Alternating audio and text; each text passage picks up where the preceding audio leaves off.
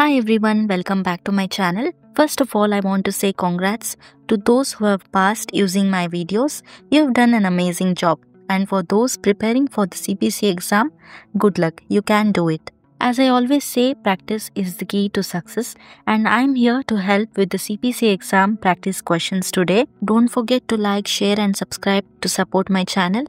Let's get started. First question. You can pause the video and try to solve this question by yourself. A surgeon performs a biopsy of the right breast followed by lumpectomy of the left breast during the same surgical session. What modifier should be appended to the CPT code for the lumpectomy? Option A, modifier 59, distinct procedural service. Option B, modifier 50, that is for bilateral procedure. Option C, RT, that is for right side. And option D, 76, which is for repeat procedure by same physician. The correct answer is option A, modifier 59, distinct procedural service, because it indicates distinct services performed on different sites, because here surgeon is performing biopsy of the right breast followed by lumpectomy of the left breast. Therefore, we cannot use modifier 50, we cannot use modifier RT, and also we cannot use repeat procedure. Next question. What is the primary function of alveoli in the lungs? Option A, production of mucus. Option B, gas exchange. Option C, filtering dust and particles. Option D, warming incoming air.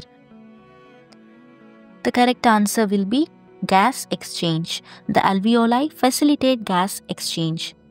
And option A, production of mucus occurs in the bronchi.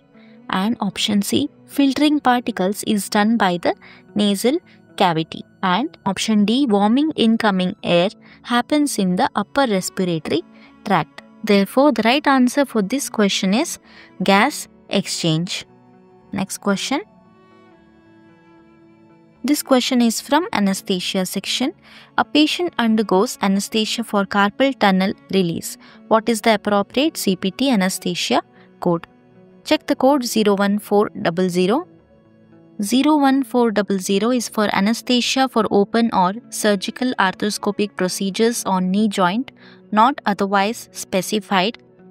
And option B, 01820 is for anesthesia for all closed procedures on radius ulna, wrist or hand bones. And option C, 00400 is for anesthesia for procedures on the integumentary system on the extremities, anterior trunk and perineum, not otherwise specified. And option D, 01810 is for anesthesia for all procedures on nerves, muscles, tendons, fascia and bursae of forearm, wrist and hand. So which among these four options is correct? The correct answer is 01810, which is in option D, because it represents anesthesia for all procedures on nerves, muscles, tendons, fascia and bursae of forearm, wrist and hand. In the question, they have given anesthesia for carpal tunnel release. Option A, 01400 will be wrong because it is for anesthesia for open or surgical arthroscopic procedures on knee joint. That is wrong. And option B, 01820 is wrong because it is for anesthesia for closed procedures on radius ulna, wrist or hand bones. In the question, they have given carpal tunnel release, right? Carpal tunnel release is a surgical procedure that is performed to relieve pressure on the median nerve in the wrist. Therefore, the appropriate code will be 01810, not 01820. Because 01820 is for closed procedures on radius ulna, wrist or hand bones. And option C is wrong because it is for anesthesia for procedures on the integumentary system on the extremities, anterior trunk and perineum, not otherwise specified. That is not matching with the question. The right answer is option D. Next question.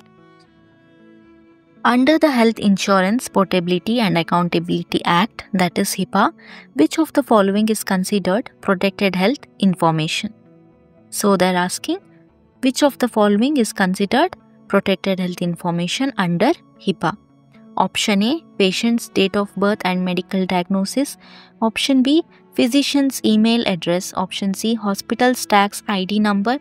Option D, drug identification number of the prescribed medication.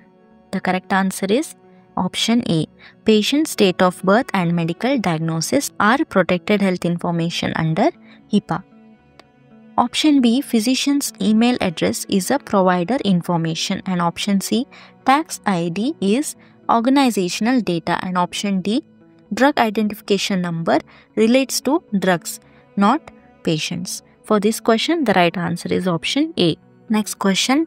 A patient undergoes percutaneous radiofrequency ablation of the trigeminal nerve for trigeminal neuralgia. What CPT code should be reported? Let us check the options. Check option A, 64600. 64600 is for destruction by neurolytic agent, trigeminal nerve, supraorbital, infraorbital, mental or inferior alveolar branch. And option B, 64722 is for decompression unspecified nerve. And option C, 61790 is for creation of lesion by stereotactic method, percutaneous by neurolytic agent. For example, alcohol thermal electrical radiofrequency, Gasserian ganglion. And option D, 63620 is for stereotactic radiosurgery, particle beam, gamma ray or linear accelerator, one spinal lesion. In the question, they have mentioned patient undergoes percutaneous radiofrequency ablation of the trigeminal nerve for trigeminal neuralgia.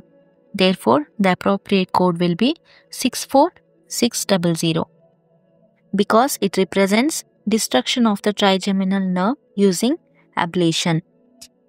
The term ablation means destruction. Option B, 64722 is wrong because it is for decompression.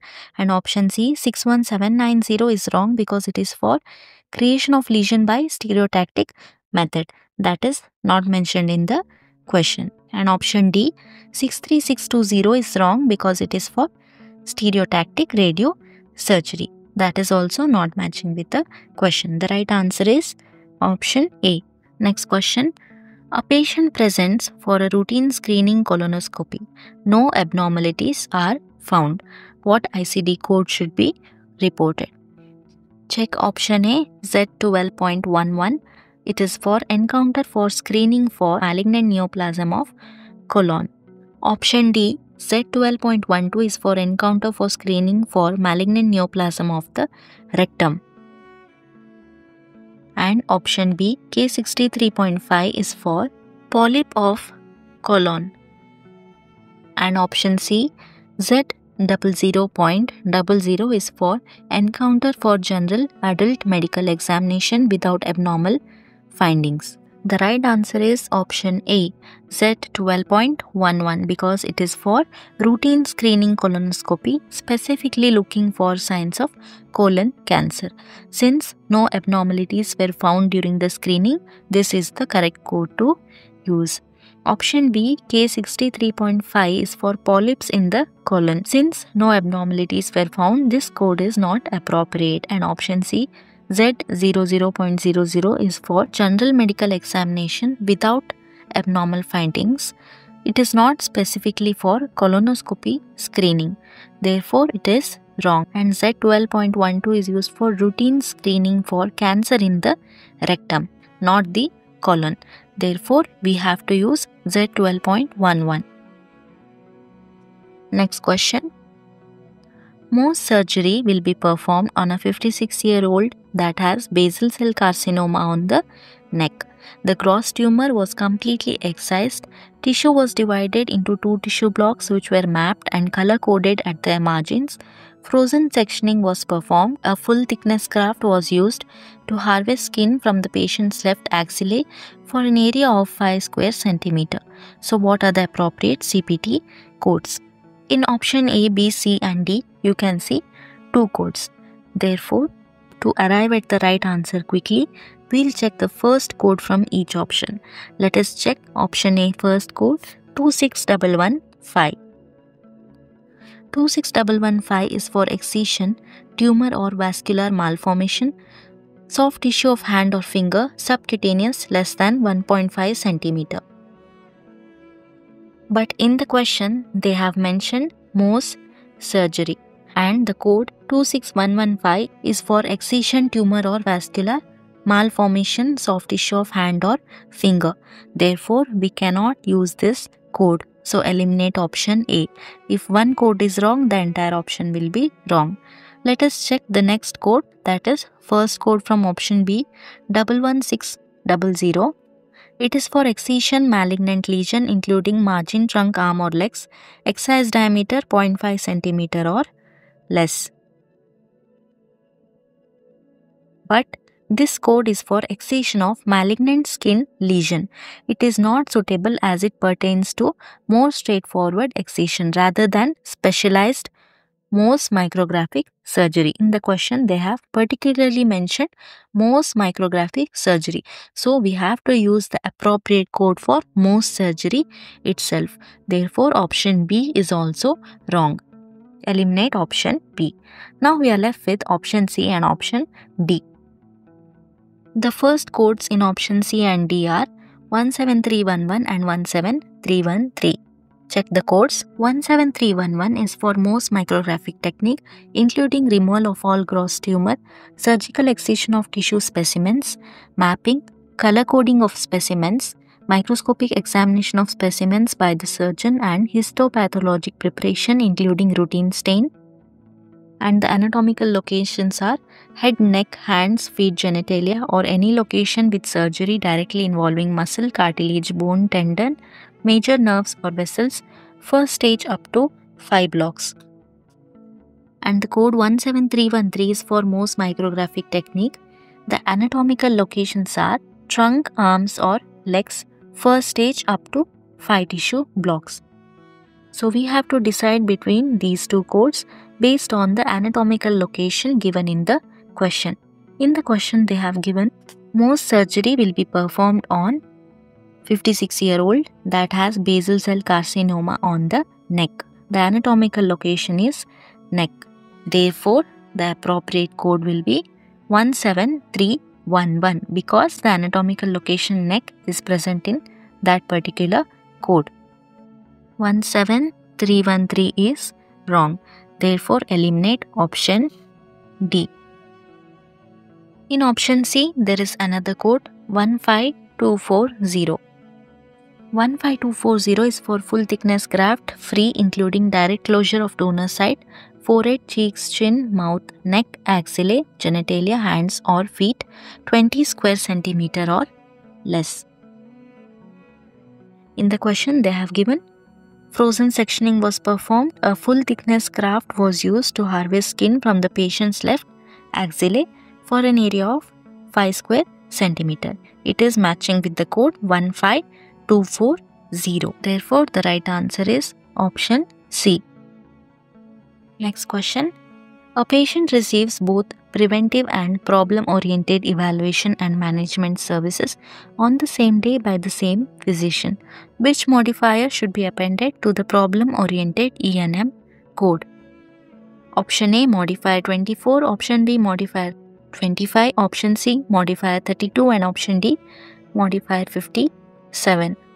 Modifier 24 is for unrelated E&M service by same physician or other qualified healthcare professional during a post-operative period. Modifier 25 is for significant separately identifiable E&M service by the same physician or other qualified healthcare professional on the same day of the procedure or other service. Option C, modifier 32 is for mandated services and option D, 57 is for decision for surgery. In the question, they have given patient receives both preventive and problem-oriented E&M service on the same day by the same physician. Therefore, the appropriate modifier will be 25. Because modifier 25 indicates that a significant separately identifiable E&M service was provided by the same physician on the same day as the preventive service. Next question. A patient presents with dyspnea, cyanosis, and tachycardia. What do these terms indicate? Option A, difficulty breathing, bluish skin, and rapid heartbeat. Option A is the correct answer because dyspnea means difficulty in breathing, cyanosis means bluish skin color due to lack of oxygen, and tachycardia means rapid heartbeat. Which muscle is primarily responsible for respiration? Option A, pectoralis major. Option B, latissimus dorsi. Option C, diaphragm. And option D, rectus abdominis. And the correct answer is option C, diaphragm. The diaphragm is the primary muscle responsible for respiration, as it contracts and flattens to create a vacuum that allows air to be drawn into the lungs.